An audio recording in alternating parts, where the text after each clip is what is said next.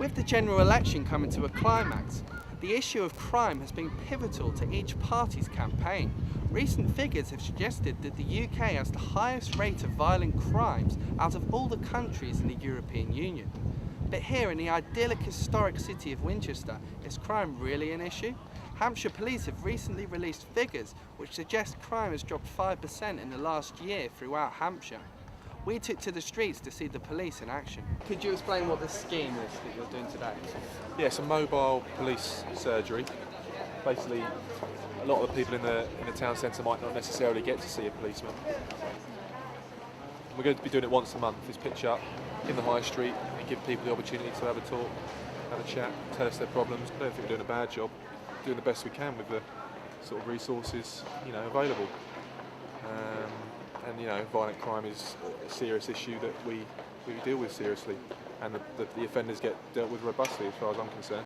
Well, the main thing we believe we need to do is get more police on the street, and so what we've argued is that we should be pulling back on ineffective measures like ID cards, saving that money and using it to put extra police officers out on patrol. Prisons are still full now, and there's an argument to say that actually we put too many people in prison for short sentences, which doesn't really do any good at all. This is not a high crime area, but there is crime going on. There are people who have substance problems in this area and end up doing that kind of acquisitive crime. Farm theft, so that's stealing fuel oil, stealing vehicles, stealing equipment.